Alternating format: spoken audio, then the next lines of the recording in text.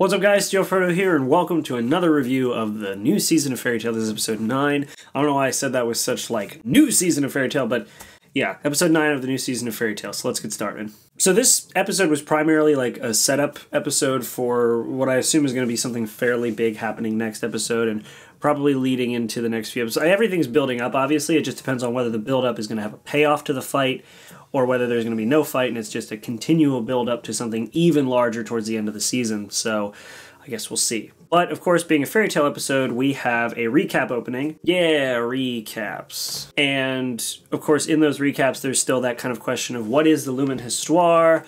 Why is Mavis in it? They've interacted with Mavis before. And actually, those points were brought up during the main group's ship ride to the, during their infiltration mission. I mean, it's a really good point. Clearly, they want to raise some questions like, why is she in there? How powerful is it? In fact, Carla even brings up the fact that, Carla is amazed that it could be powerful enough to have wiped out those faces, which I'm assuming she, has some personal experience with how much power it takes to take out one face, just because of the last season where it took basically everything that she and Wendy, mostly Wendy, had to, take out these faces, or take out one of the faces, rather. But before I get too far ahead of myself, because that boat ride doesn't happen until a little bit later, we actually have Levy meeting up in the council with Jura, and officially making the guild a guild again. I guess Jura was the one to officiate that, though he is, because what is he? He's the 6th? Hold on.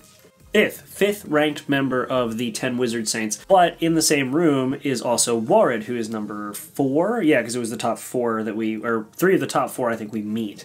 But yeah, Warred is there, who I guess is now more of a part of the council, now that they've had to rebuild the council, I'm guessing. I'm not 100% sure, but that would be my guess, that he's now just more of an official part of the council. So there was that, and of course his sense of humor apparently doesn't really match up well with some of the other Wizard Saints' senses of humor, because they were not very pleased with his kind of very passive, joking way, because we meet Wolfheim, who is number 3 ranked in the most powerful Wizard Saints, and I guess he uses some sort of beast takeover magic, or some transformation magic. I'm not 100% sure, but he turned into a giant, scary wolfman thing and yelled at Warred.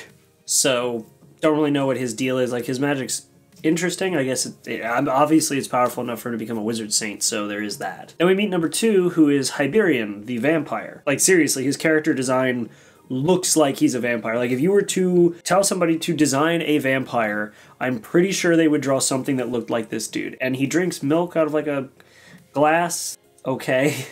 Interesting character design either way, but they are there to talk about the fact that their number 1 has now sworn allegiance to Alvarez, which is, of course, the enemy that they have essentially been facing off against, or are planning to face off against fairly soon. So that's not good, and he's part of the, the Elite 12 of the group, or I forget the name exactly. It's something 12 with, I guess they were 11 before, and now they're 12 because he's joined. But either way, yeah, now they have an elite squadron, and he is one of them. And of course, all of this, is horrifying to Levy. She basically almost passes out, which was kind of funny, but it does show how powerful a lot of these wizards are. Oh, yeah, the first ranking guy's name is God Serena, which I'm sure he has a very elevated opinion of himself if his first name is God. Otherwise, he gave himself the title God, which is even more self-entitling. So it's at this point that we get to the boat ride, and we learn something new, which is very sad. So, of course, we're on a boat, and Natsu is seasick, but so is Wendy. And apparently that's something that's kind of new that she's developed. She hasn't developed anywhere else. Hey, they're in bikinis this episode. But yeah, so apparently she's starting to get seasick like the rest of the Dragon Slayers, so she can't use any of her healing magic to help with the,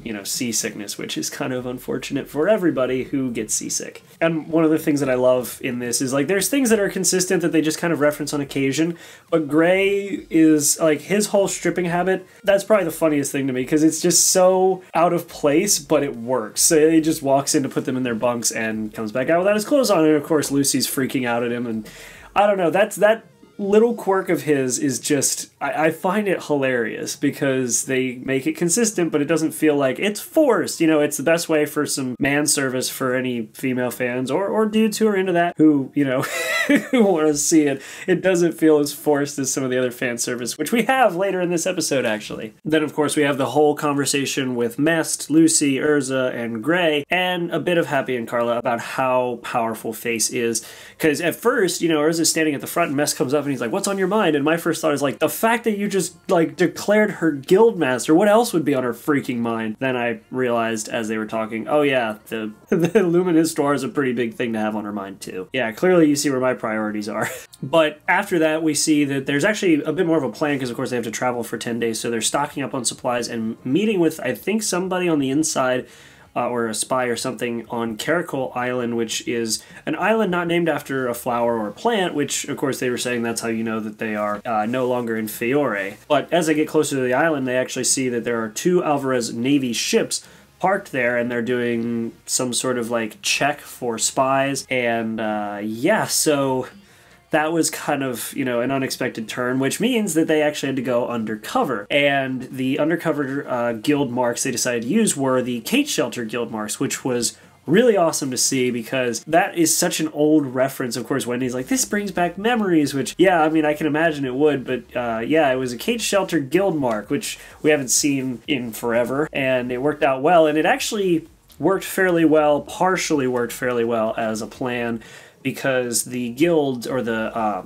soldiers rather, didn't really know many guilds, so they were kind of just like, I don't know many guilds, whatever. I mean, would the spies come in here flaunting guild marks? I mean, we're supposed to be extra careful with wizards, but they're just showing off the wizard marks. I don't think they're going to be spies, which actually worked out pretty well, alongside the fact that we have this. But would you let us through, pretty please? All I want is a star mango. Would you deny me that pleasure? And of course, something like that works like catnip on anime guards because, well, boobies! And Carla's kind of like, well, I guess my charm works on, you know, humans and cats. But, you know, not really. Hey, remember I made the underdeveloped joke about Wendy earlier? It's also Carla. Anyway, I just told that as an entire consistent bit because it was kind of made more sense to go on one track for the review. There's another section that we have with the B team. Now, of course, Gagiel put the B team together so that they could find Loxus and the Thunder Legion, and I guess the B team is a little bit bigger than it was during the Grand Magic Games. Of course, we have Panther Lily, Gagiel, Elfman, Kana. I don't know if Lizana was in the original B team during the Grand Magic Games. Somebody let me know if she was actually in the Grand Magic Games B team. Juvia, Mira, and then Levy shows up later, and of course Gagiel makes a, you know, small person joke, short joke, just because of the fact that he left without any sort of warning to Levy. Levy came and caught up, and yeah, that was kind of the whole interaction. And Juvia thinks they're flirting, and Kana offers to give Juvia some attention. I don't know. I ship it. Sure. Hashtag Juvia Kanavia. I don't know. I'm not good at ship names. Groovia is better. I like that. At least it rings better. I'm moving on now. So anyway, yeah, Levy lays it out that if they were to have tried what the A team is doing, they would probably be killed. And in fact, there's a pretty high probability that the A team might not, you know, make it out unscathed, which I'm counting on because that means that there's going to be some good fights. But that kind of set everything as a tone for what will happen or what's about to happen and why the B team's doing their own thing and the A team's doing their own thing. Let's get back to the A team. So they're on the island. They made it through because boobies. And we've got Ninja Natsu back because they're trying to be stealthy. So you have Natsu Ninja. But we see a moment that really defines what makes Fairy Tail as a guild great, which is their defense of the innocent, the defense of, you know, when things get out of hand, they're there to help it get more out of hand, but also, you know, to lend a helping hand, even if it is a bit overboard. So apparently the guards took away this little kid's dad, and the little kid's crying. It's like, come on, you know. And Natsu is on this because the kid is crying, and Natsu is ready to roast some fools. And because of that, it's kind of like, you know, stay back, Natsu, you know, we need to stay stealthy, don't break cover, don't do it. But at a certain point, the guard pulls out a sword and threatens to he threatens to kill the kid. And it's at this point that Gray, Lucy, Urza, and Natsu wipe the floor with these fools. And the cut of their, darker face, of their serious face, oh my god, that was awesome, because it just shows, like, they will step in when need be, and that was over the line, and they handled it. And then, of course, we have them fighting everybody. The whole group of guards that showed up, they took care of so easily, and it was just funny to see. But then we are greeted with another character down the road, because at this point they want to blend in. So they go to blend in by enjoying star mangoes. And I guess this in the episode, because it's just so obvious where a lot of these plot points end up going, is this guy is talking so much about, like, I plan to do this, I'm gonna be, I'm gonna eventually move to the place that you guys are at and continue to sell my star mangoes there. That's my life goal, is to save up my money with my shop. As of right now, I only have this one shop, and they're just building up this character, building more and more of what this character is, what he wants to do, his life goals, and then his shop explodes. I'm not gonna let this ruckus. I could have probably seen that coming a mile away, and the fact that I called it while he was still talking shows that I did call it from about a mile away. And it was blown up by Marin Hollow, who is a space master wizard, so I guess he's kind of like David Bowie. And he's part of the Albereth Empire's Brandish division of the army. He listed off all this stuff, but he dresses like anybody else, like any other wizard. And apparently, well, so we have Urza try to requip, and we have Lucy try to use her spirits, both of which are space-based magic. So they get sent somewhere, I don't know where, and we see that Mest also tried to use space magic around this guy and ended up getting the crap beat out of him. But this guy apparently rates people, that's with a T, rates people, and then puts them either in the chill out space, which is where he put Lucy and Urza, or has them, brutally beaten, like what happened to Mest. And his, space manipulation ability actually posed quite a challenge for Natsu and Gray, specifically Natsu, because he took some swings and missed, and then got hit a few times, which is actually the first time we've seen Natsu have some serious, competition, some serious, challenge. And then we meet Brandish, I think was her name. Let me check.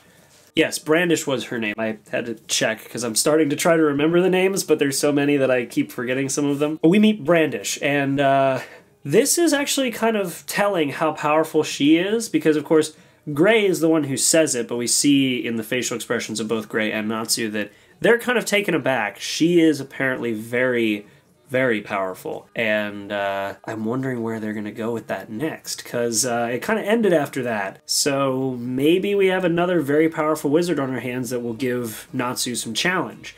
But as of right now, we have Wendy and Carla helping a little kid find his dad. Mest was taken out when he tried to make contact with the spy guy, so he's out.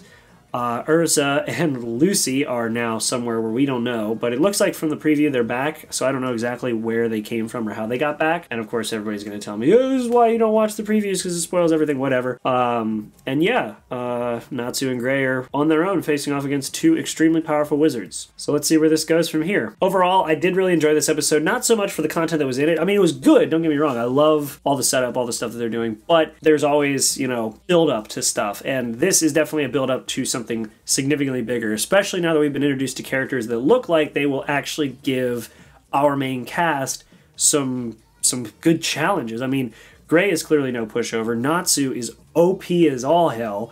Lucy, don't know. Urza has always been powerful, though I'm pretty sure that she's still nowhere near as powerful as the first two I mentioned. So I guess we'll see what happens, but the fact that we've now been introduced to characters who are actually intimidating to Natsu, specifically Natsu, they're doing exactly what I said was going to happen, which is the fact that they had an entire first arc of pushover bad guys to show how powerful they've become, so that you understand how powerful these newer enemies are, and that's exactly what's happening here. So I'm really excited to see where they take it. I hope you guys enjoyed this review. If you want to see the actual reaction, check out the little link right up there or in the description. And otherwise, I will see you guys in the next episode of the review series. Make sure to like, hit the bell notification after subscribing. I'm not good with these. Yeah, but make sure to like and subscribe. And apart from that, I will see you guys in the next video. Make sure to be there and have a good one.